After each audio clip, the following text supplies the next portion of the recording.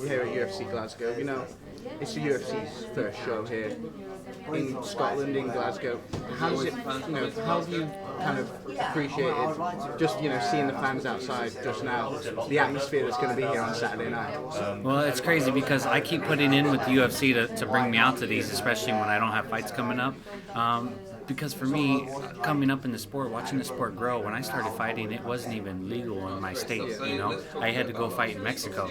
So for me to see how far it's coming and come to another country and experience it is just awesome to me, and I feel honored to be a part of it, and I feel honored that the fans, they just love being around like me and being happy to meet me. To me, that makes me laugh. I'm totally cool with it. I can see you and Clay Guida wearing Scottish football jerseys. Is there a story behind that? Yeah, we did some seminars yesterday, and on the second seminar, they were nice enough to give us a gift bag, and it had some really cool stuff in it, this being one of them, and we were so honored to get anything. We were taken back, wow, thank you. And then we were going to wear a nice shirt, and then we were like, oh, let's just wear the jersey. So we kind of forgot to tell Brad that he didn't get the memo. So, but yeah, we just wanted to represent and let the fans know we're happy to be here. That's all.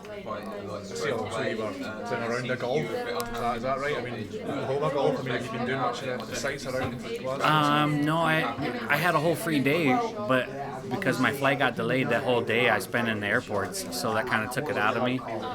So yesterday I was lucky enough for them to get me a round of golf, and I went with John Morgan and one of the UFC guys, and we only got to play about 10 holes, but it was amazing. The sun came out for us for a little bit, had a nice breeze, and it is so hot where I live. For me to be here in the middle of summer and have some nice weather and play a round of golf in Scotland, I'm pretty stoked, man. I want to ask you now about one of the hottest topics in the UFC right now, and that's UFC 189. Obviously, Conor McGregor defeating Chad Mendes in the main event. There's this big debate leading up to the fight. Can Conor McGregor answer the question? Can he face a wrestler? Do you feel he did that against Chad Mendes? No, he got beat up for 2 rounds. So he fought a guy that didn't have the gas tank. He showed that. I thought he fought smart. He did what he could. He came out the victor, and I thought that was that was brilliant on his part. But in the rounds that Chad was in the fight, he dominated. There's a guy, Frankie Edgar, that a lot of people are saying he has the gas tank, the wrestling to beat Conor McGregor. Is that something you'd agree with? Oh, definitely. I think Conor definitely, is very accurate with the strikes. He hits hard. That will give Frankie a hard time because Frankie's been in a lot of wars. But if Frankie could go out there and move around, frustrate him, and do his game, he'd dominate him for sure. What's the vibe at the minute in the featherweight division? It looks like it's one of the hottest divisions, if not the hottest division in the UFC right now. Why do you think that? Do you think that it's all these characters finally coming to the forefront? Yeah, but it's been rough for us because our division has always been one of the most exciting. We're always bonusing every guy. There's so many great fighters in our division. The problem was we had such a dominant champion that just, was just a little bit better than everybody, and that's kind of made people shy away from watching. I've always said that I wish more people would be like Randy Couture or BJ Penn, and I wish someone like Anderson Silva and GSP would have just moved up a weight class. When you dominate your weight class for so long, just move up and set yourself on, your sights on new goals. I also feel like the UFC could have enticed them to do a little bit more, because then that opens up the division, and here we are. We got some excitement in the division again. Now people are finally realizing how much talent has been in here. So, you mentioned the champion there, Jose Aldo. Obviously, Conor's only the interim champion. How do you see that fight go when it eventually happens? They're saying January 2nd, the UFC. Mm-hmm. Do you feel that Conor McGregor can defeat Jose Aldo? No. Simple as that. Why? Why can't he defeat him? Just because he's not as good as they're saying. He creates a lot of hype. He's been able to deliver on everything he said, which is pretty great. But he's been bad-mouthing the champ, and I think it's going to be a rude awakening. Come on to you a bit now. There's been a couple losses now on your CV. What do you feel you need to do to kind of bounce back from that and show Cub Swanson is still a legitimate threat in the featherweight division? It's just the Frankie Edgar loss was just hard for me to deal with. I've always just wanted to fight and just put on exciting fights, and then I kind of got thrown into the title contention, and that I hated having to kind of beg for something that I felt like that I should have been awarded, something that I earned. And that kind of took a lot out of me. And then when I had to fight Frankie and fight for a #1 contender for a third time, it just kind of, it sucked, It sucked to have to do over and over and over something that you already felt like you accomplished. And then when it didn't go my way, that was hard to deal with. And then my last fight, I was excited that it was going to be an exciting fight, and I got injured early on, and I tried to fight through it, but he was the better man that night, and so for me, it's just about going back to the drawing board, and like I've said before, I'm not even sure 100% that I'm going to take another fight. Yeah, I feel like I am, I really do, but I don't know. I've had some injuries, and I wanted to travel. I've been traveling, having fun, and I'm going to get back into the gym for the rest of the year and just try to get better, because that's what I feel like I need to do, and we'll see where I feel at that point. Do you feel like you're at the point in your career now where you've fought so many of the top names, you don't, apart from the belt, you don't have much more to prove inside the octagon? No, I'm kind of person that's never satisfied.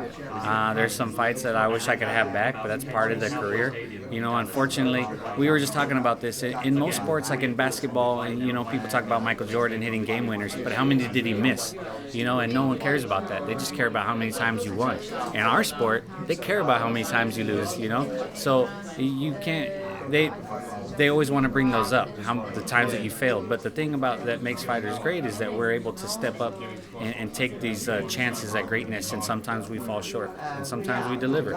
So that part of it is rough, but it is what it is. You say you don't know if you're going to take another fight. If you don't, what's the plan for you then? I'm working on that, setting up my future. I have my gym. I'd love to get better in business world in general, and just attack anything that comes my way. I'm staying open-minded.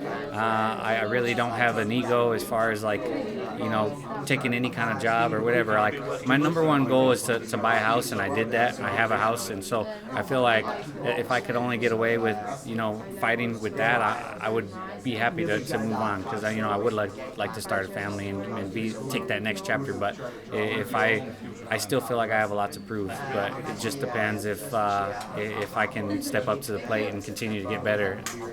So whereabouts is your gym, and how did that come about? My gym's in Indio, California, just outside Palm Springs, and I've actually had a gym for about 5 years now, and I run it as best I can, but I have a lot of my students help me out. I have a partner in the gym, and I've just wanted to kind of grow my roots in my hometown and give back. And once I was done fighting, I planned on giving it more attention, because right now I had to be very selfish with my time. So it's difficult, but I teach my guys as much as everything I know. I have no secrets, and I've been able to give a few guys the chances that I didn't have, and I had to travel and train, and these guys, I give them all the knowledge I have. So it makes me happy to see guys being able to chase their dreams based on what help I've given them. Yeah, no, your last fight obviously didn't go how you wanted it to. Max Holloway, I mean, he's something like 23. He's already had 13 fights in the UFC. What do you think went wrong in that fight, or why do you think you lost that fight? I don't feel like I was aggressive as I have been in the past, and that's something that I have to consider. Why? But he showed up. I don't feel like he's better than me, and I had to sit with that. But he showed up ready to fight. I could feel that he was nervous, and he fought through it. And he did well, So I know he's been on a hot streak. He's fought so many people, and I know he respects me as a fighter, and I've always loved his fighting style. So, like I said, I just need to go back to the drawing board and do better, and see that killer instinct in me needs to be there. If not, then I'm just going to get hurt. Yeah, can you talk about your jaw injury as well? Because I saw a couple of Snapchats. You were struggling to eat, and it looked nasty. Yeah, well, and see, that's the thing. Some of the fans have been hitting me up like, please don't quit, and it's like, I'm not quitting. It's just I've broken my jaw twice. I've broken my hands 9 times. I have many plates in my body holding myself together. So it's never bothered me before. It's always been like, it is what it is. But at what point is enough? So that's my personal thing. You know what I'm saying? I'm not a quitter. It's just a matter of, you know, when am I being stupid? You know what I mean? So that's it, and that's my own personal decision. So you listed a lot of those kind of injuries you've had over the last couple of years. What is it that motivates you to keep on going? Just because people always count me out, and I've always wanted to prove that I could do it to myself and to other people. And usually when I got injured, I'd be back in the gym. And there was a point in time where I was injured for about a year, and I was in the gym almost every day. And I just kept laughing to myself because I was like, they think I'm at home sitting on the couch feeling sorry for myself, but I'm in the gym, and I will be better.